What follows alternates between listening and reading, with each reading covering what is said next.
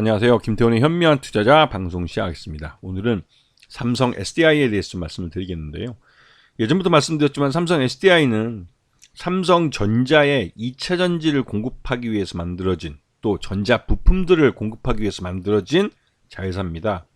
그래서 삼성전자에 대한 의존도가 굉장히 컸었지만 최근 들어서는 이 삼성 SDI가 전기차 배터리 사업에 뛰어들면서 이제는 독립적인, 즉 삼성전자의 실적에 연동되는 것이 아니라 전기차 시장의 성장세에 연동되는 모습을 보였습니다.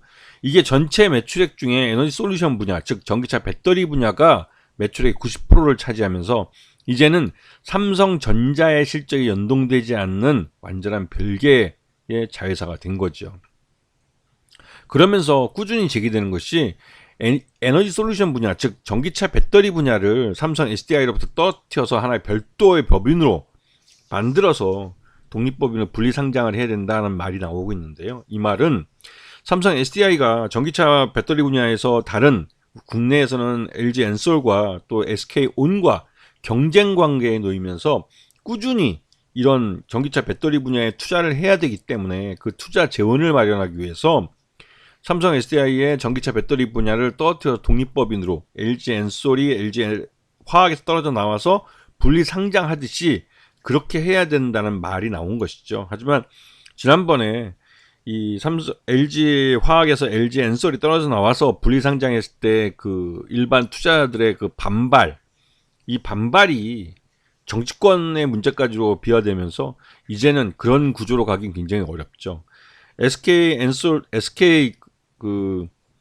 쪽에서도 SK온을 별도 법인으로 만들어 놨는데도 불구하고 상장을 시키지 못하고 지금 시장의 눈치를 보고 있는 것도 이 LG 에너지 화학의, 그러니까 LG 화학과 LG 에너지 솔루션의 이 분리 상장 과정에서 있었던 주주들의 반발이 두려운 까닭입니다. 그렇기 때문에 삼성 SDI도 분리 상장 시에 당장은 시장을 통해서 투자금을 재원을 마련할 수 있겠지만 그 과정에서 손해를 본 삼성 SDI 주주들이 반발할 것이 두려운 상태죠. 하지만 장기적으로 봤을 때 지금 윤석열 정부에서는 그러한 부분에 대해서 오히려 투자들보다는 재벌들 손을 들어줄 가능성이 있기 때문에 윤석열 정부 내에서, 임기 내에서 에너지 전기차 배터리 분야를 분리 상장할 수도 있다는 말이 나오고 있습니다. 자, 그리고 이 삼성 SDI가 가장 취약점을 갖고 있던 분야는 이 현대차, 국내 시장의 약 70-80% 정도를 차지하는, 전기차 시장에서 거의 90%죠. 하는 이 현대차와 거래를 하지 못했다는 겁니다. 그랬다가 작년 10월에 이 삼성 SDI가 각형 전기차 배터리에 대해서 이 유럽 공장에, 현대차의 유럽 공장에 납품을 개시했다라는 뉴스가 나오면서 이제 분위기가 달라지기 시작했죠. 현대차는 삼성 SDI를 통해서 이 전기차 배터리 업체들 LG 엔솔과 SK온이 전기차 배터리 납품 가격을 낮춰줄 수 있는 그러한 요인으로 삼성 SDI를 경쟁자로 껴넣은 겁니다. 현대차가 머리가 좋은 거죠. 삼성 SDI가 지금 매출 흐름을 보시게 되면 연결 포괄 손익계 연산을 보시면 매출 외형도 크고 있고 영업이익과 분기수익도 꾸준히 늘고 있는 모습을 확인할 수 있습니다.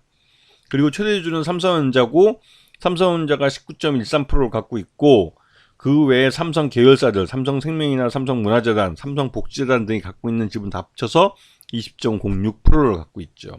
그렇기 때문에 이 최대주 지분을 늘리기 위해서라도 이 전기차 배터리 사업 분야를 별도 법인을 만들어서 이 재상장을 해야 한다는 말이 나오는 겁니다.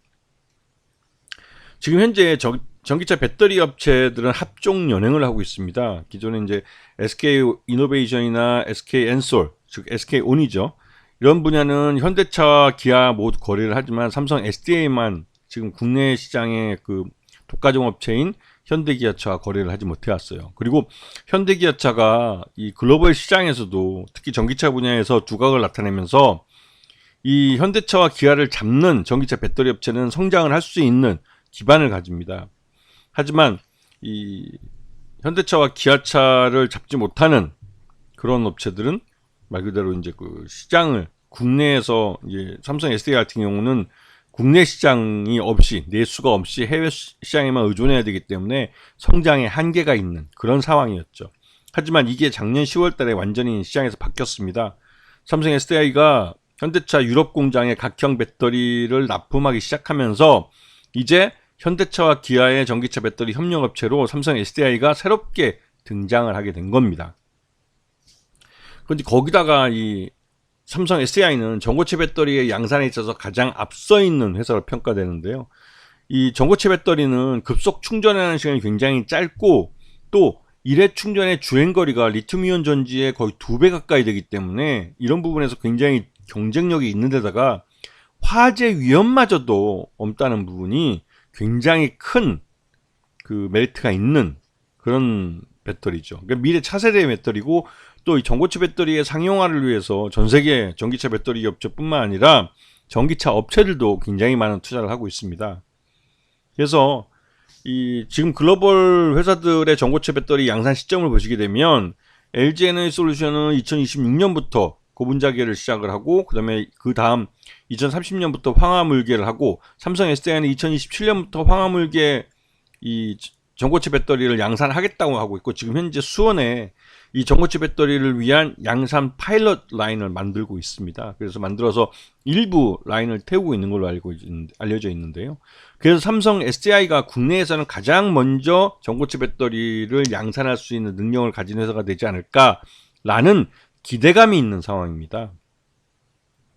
그리고 지금 현재 이 삼성 SDI는 이 현대차와 기아와 계속 이제 사업 분야를 넓혀가고 있기 때문에 이런 부분에서 이 굉장히 큰 고객을 잡은 겁니다.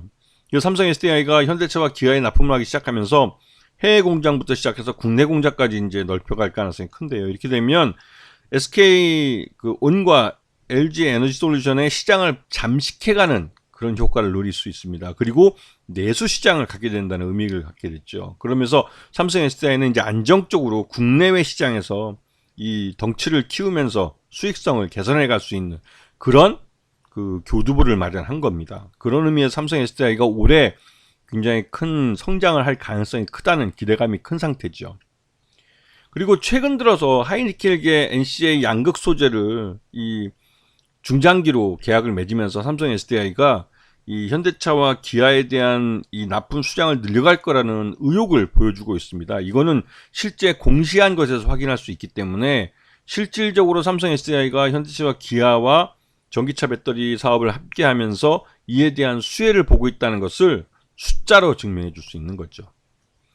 자, 그러면서 삼성 SDI는 현대차 그룹의 전기차 배터리 납품이 개시되면서 이에 대한 수혜가 기대되고 있지만 지난해 3분기 때 주가가 흘러내린 이유는 전반적으로 현대차와 기아가 전기차 분야를 재고 조정한 부분도 있고 전 세계적으로 글로벌리 이 경기 침체에 대한 우려가 커지면서 전기차 분야도 투자가 많이 이연된 측면도 있습니다. 그런 측면에서 지난 3분기 때 주가가 많이 좀 흘러내린 측면이 있고 그 이후로 이제 이러한 그 실적 둔화에 대한 바닥을 확인했기 때문에 삼성 SDI는 그 향후 이 성장해 갈 현대차와 기아의 전기차 배터리를 납품하고 또 해외 거래처들이 새로 이제 전기차 분야의 투자를 늘리면서 이제 점점 실적도 그렇고 살아나는 쪽으로 더 증가하는 쪽으로 갈 가능성이 크기 때문에 이 삼성 SDI는 지금이 주가의 바닥대라고 볼 수 있는 것이죠. 그렇기 때문에 삼성 SDI 특히 3분기 실적 기준으로 봤을 때 적정 주가 61만 원 정도로 평가되고 있기 때문에 지금 현재 주가는 현저하게 저평가되고 있는 구간이라 할 수 있습니다. 그래서 지금 이러한 실적을 개선할 수 있는 모멘텀이 나오면 나올수록 주가는 점점 계단식으로 올라갈 가능성이 크고 결국은 실적을 반영하는 주가 흐름이 나타날 가능성이 크다는 사실을 기억해 둬야 될 시점이라는 겁니다. 아시겠죠? 자, 오늘 방송 여기서 마치겠습니다. 감사합니다.